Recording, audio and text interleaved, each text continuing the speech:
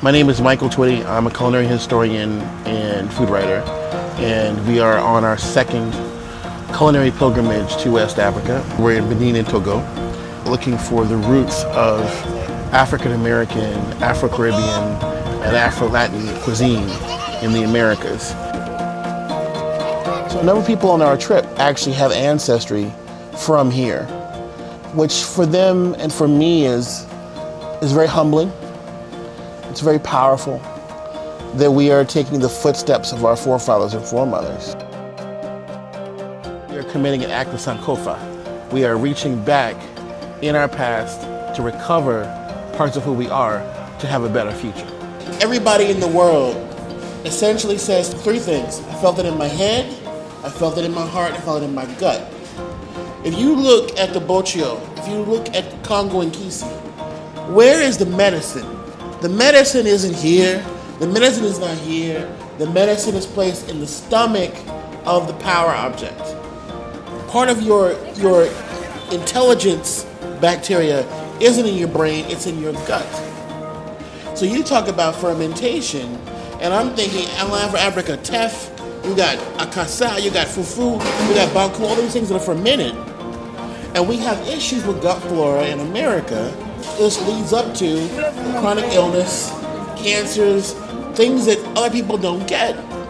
Depression, I mean, the list goes on, right? But that fermentation thing is huge. It was the process that kept us healthy and in balance for millennia. They took everything from us. They took our clothes, our language, our spirituality, our names, everything. But one thing that we kept was our food. If it wasn't for the women that kept those recipes, that kept cooking our food, that kept planting our food when they came to the Americas, we wouldn't know who we are. We wouldn't know that we are family.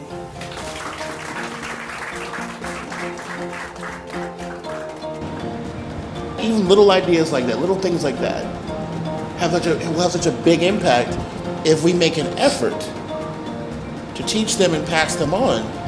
And let's just start with the basics and keep going. Yeah. So the fermentation thing, I think, is going to be a big thing, man. It's important. Now, if you can get me to eat teff, then y'all are doing some miracles. You know, we are an incredible people. We are diverse people. I thank you for having us here and welcoming us to your kingdom. I feel that my whole life has led to this moment, and my life has never made more sense than it does right now.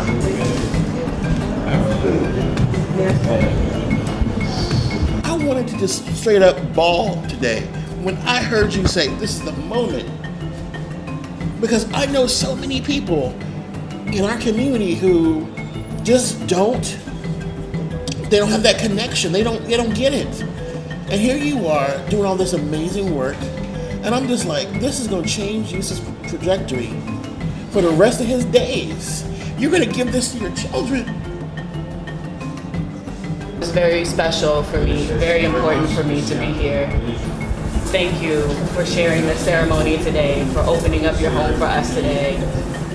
Will not be soon forgotten. I will tell my children and my children's children about you. Well, as someone who's mixed, I've had a hard time finding my place, and I feel it here.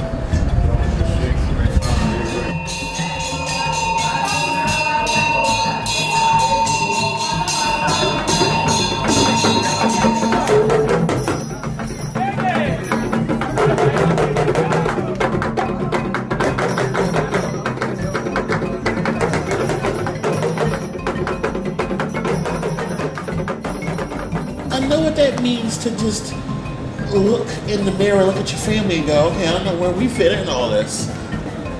That same grandmama I talk about who went through all that trouble growing up was the same one that told me, look at me, you're an African.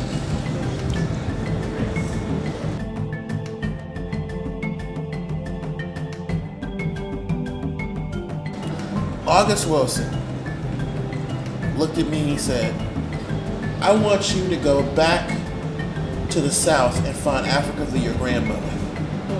And I didn't know how to receive that, but I received it. And 20 some years later, I'm sitting here with y'all. This is my life's work.